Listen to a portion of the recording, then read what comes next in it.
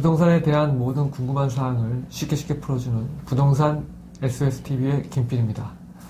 이번 시간에는 저번 시간에 말씀드린 것처럼 주거지역에 대해서 알아보도록 하겠습니다. 오늘도 좋은 말씀 해주시러 주 대표님 나오셨습니다. 대표님 안녕하세요. 안녕하세요. 공인중개사 주정환 대표입니다. 네, 대표님. 주거지역은 그냥 사람들이 많이 거주하고 그런 지역을 주거지역이라고 하는데 특별한 게 우리가 좀 봐야 할 점이 있나요?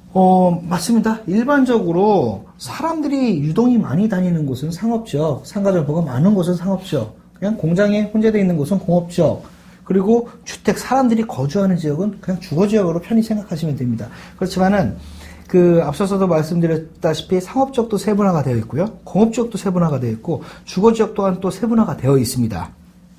그래서 이 또 세분화가 되어 있는 또 지역별로 특징이 다 틀리고 투자 방법이 다 틀리다고 말씀을 드리겠습니다. 아, 그렇군요. 네네. 그럼 어떻게 나눠져 있나요? 네네.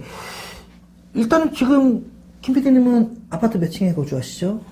8층. 8층입니까? 네네. 몇 층짜리 아파트인가요? 저희 아파트가 14층, 15층 아마 그런 아, 그렇습니까? 네네. 그러면은 제가 봤을 때 김 PD님은 지금 3종 주거지역에 위치한 아파트에 거주를 하고 계시는 것 같습니다.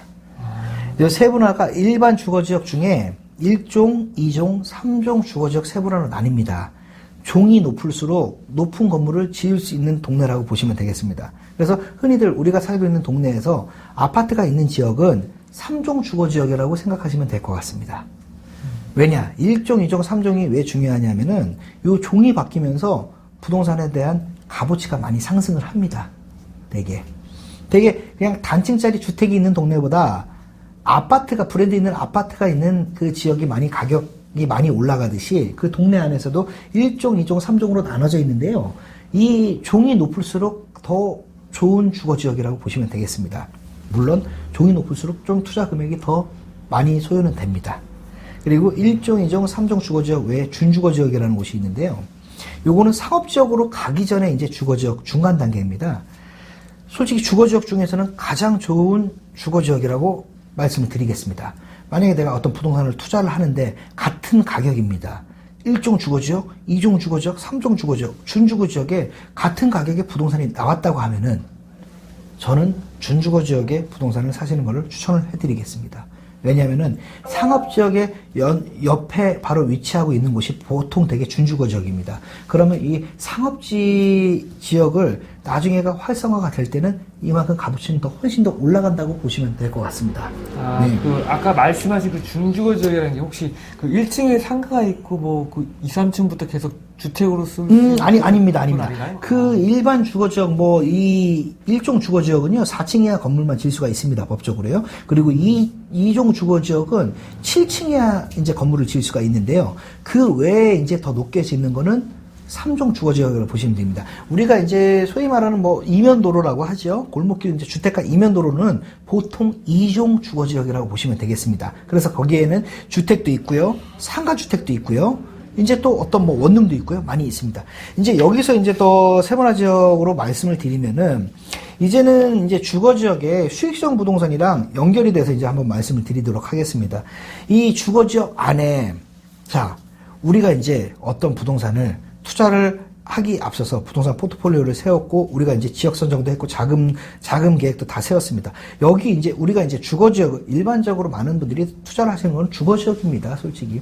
근데 이 주거지역에 우리가 이제 그러면은 이제 1종, 2종, 3종 주거지역에 대해서도 배워봤고요. 그리고 이제 이 수익성 부동산이 세분화가 나뉘는데요.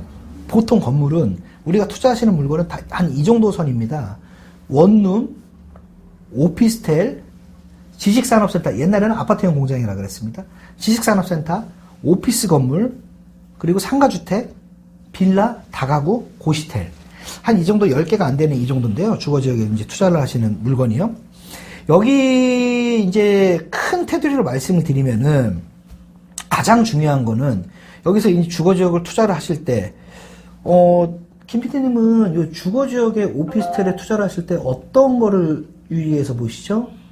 이제 오피스텔 같은 경우에는 이제 대충 교통이 편리한 곳? 네네. 여기서 가깝고. 네네. 그리고 좀 크고.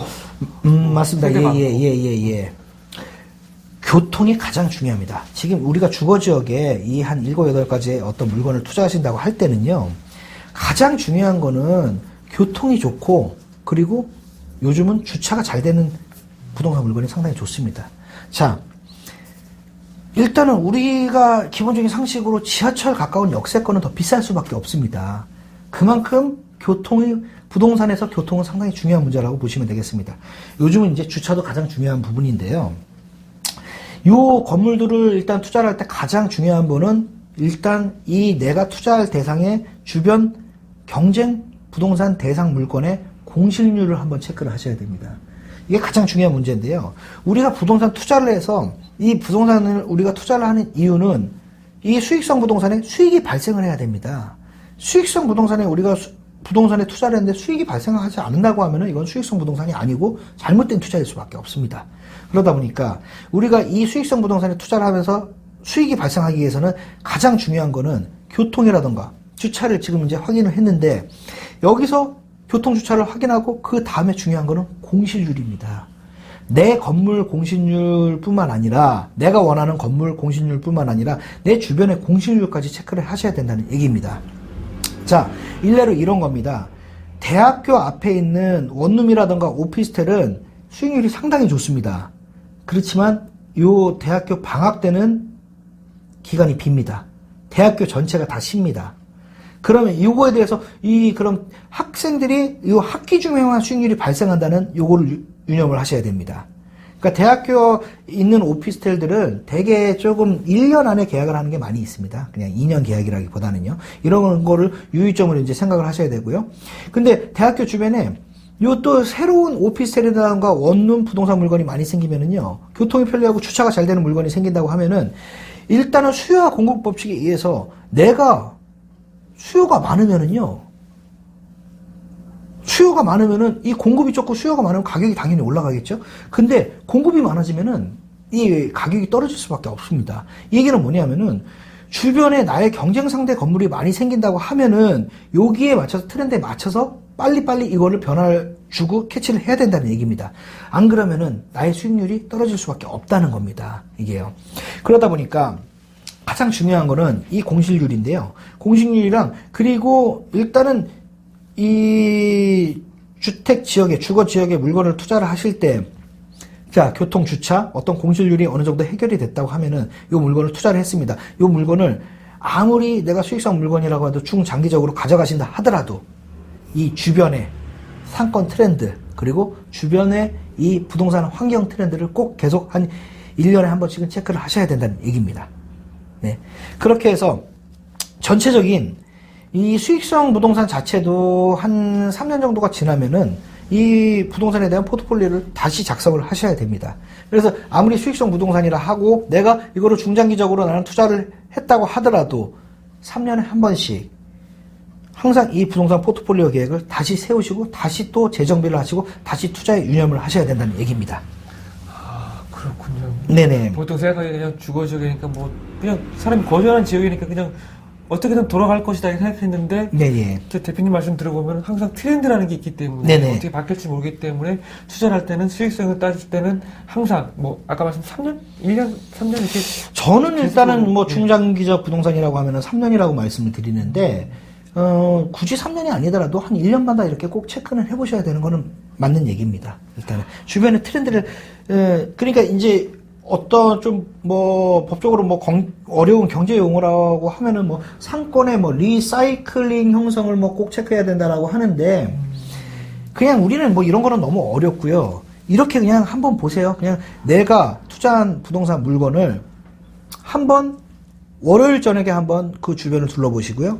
주말 저녁에 한번 둘러보시고 그런데 1년 전이랑 어떤 사람의 연령층이랑 사람의 유동인구 뭐 사람 어떤 뭐 그런 게 많이 틀리다고 하면은 1년 전에는 이 신호등 앞에 100명이 시간당 다녔던 신호등인데 지금 1년 후에 보니까 시간당 100명은 안 다니고 연령층도 이상하게 많이 바뀌었다고 하면은 이 장기적으로 생각했던 이 수익성 부동산에 대해서 다시 한번 충분히 고려를 하셔야 된다는 얘기입니다.